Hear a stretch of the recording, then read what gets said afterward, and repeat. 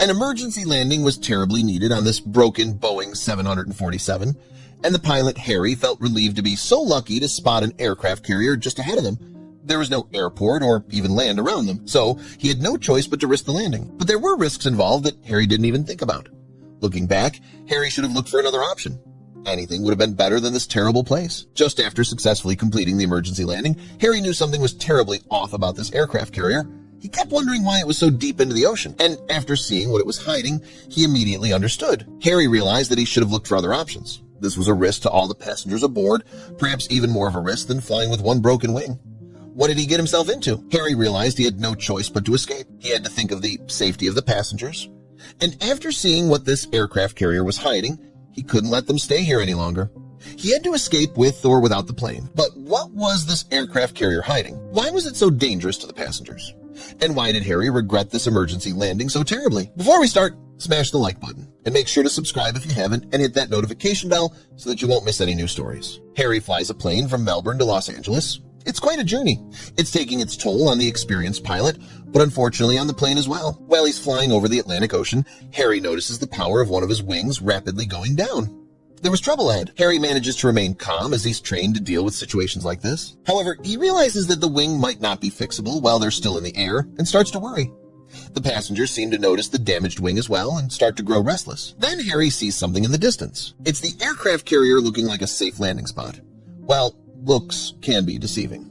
The first signs of something being off about this aircraft carrier don't take long to show themselves. Harry's co-pilot, Walter, who barely survived the upcoming adventure, tries to make contact with the ship, but doesn't get a response at all. The pilots realize they really have to land by now. If it wasn't possible to land with permission, then there was no other option than to land without it. After all, the nearest airport was hundreds of miles away. They had no other option than to land on the aircraft carrier.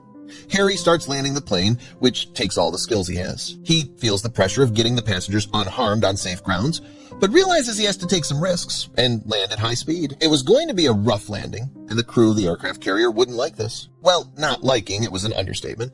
Harry and Walter manage to safely land the plane, but not without struggle. They check on the passengers. Even though they seem to feel anxious, all of them are unharmed. Harry is relieved, but can't enjoy the successful landing. He has to look for the crew of the aircraft carrier. Harry and Walter head toward the cabin of the aircraft carrier. After handing over the command of the passenger to the stewardesses, it's quite a distance, and as they get closer to the cabin, they see multiple jet fighters covered in dust and barely taken care of. What could be the meaning of this? They reach the cabin. Something strange catches their eye. Even though it's broad daylight, the curtains are closed.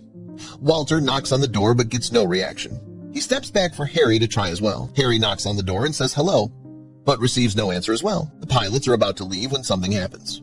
Harry and Walter hear a hoarse voice saying, "Who's there? Don't you know not to wake me at this hour?" Harry steps forward and follows according to the given protocol. He tells the captain his name, the number of their Boeing, the airline, and the reason for their emergency landing. Then they hear the captain laugh from inside his cabin. The hoarse laugh seems to be a bit contagious. Harry and Walter can't help but feel a little uneasy and just laugh alone. They look at each other in disbelief and decide just to play along when the captain starts to laugh even louder. Then he stops to say something to Harry and Walter. "I advise you to fix that precious piece of metal of yours and fly off. Don't let me catch you when I really wake up." Harry and Walter don't know what they're hearing. Where did this come from? They walk off and decide to return to the plane in order to reach the control room. They shouldn't have done that. They enter the cockpit and try to make contact with the control room right away. For some reason, the regular connection doesn't seem to be working. Luckily, there still is an emergency line. Walter tries it, and after a while, they hear a voice on the other side of the line. However, it wasn't the voice they were hoping to hear. It was the hoarse voice of the captain. He hijacked their connection and stopped the two pilots from reaching out to the control room. Things started to get heated now, as they were truly dependent on the captain from here on. Harry breaks out in a sweat. The captain tells them to stay on the plane for now until the sun goes under, and when the sun was finally under, they would be his personal dinner guests. Harry and Walter understand to cooperate with the captain as they depend on him for food and water. If only they knew. In the meantime, the passengers grow more restless with each passing minute. The stewardesses come to report this message as they are terribly under pressure. They need some rest and preferably some answers about what to expect. One of the passengers enters the cockpit to ask the pilots what is going on. It's a middle-aged man demanding food and water. The pilots respond calmly, but don't have the patience to keep reassuring them. Then the passenger does something surprising. The man tells the pilots that he'll search the ship himself to get something to eat. He sarcastically says, No, don't worry. I'll get it myself." He then takes off, and Harry and Walter try to stop him, but to no good. Looking back, this was the last time they'd see this passenger. The sun goes down. Harry and Walter realize it's the moment of truth. They have to go to the captain in the dark. As they prepare themselves, they realize how crazy all of this is. "I didn't sign up for this," Walter says, the least brave of the two. He'd turn out to be a lot braver when things actually would become dangerous. They arrive at the cabin and knock on the door. The captain opens the door. It's an old man looking shabby and barely alive. The man is clearly drunk by now and apologizes for his former behavior. The captain had an odd request. "Allow me to give you a tour around the ship," he says. Harry and Walter feel obligated to accept and tell the captain that they'll follow him. Some terrible secrets were about to be revealed, and Harry and Walter prepared rightfully so. For the worst, they start the tour at the lower deck where the captain had stored munition and all sorts of firearms. It was a terrifying sight, seeing all these powerful weapons being controlled by such a lunatic of a man. Then the pilots see something surprising.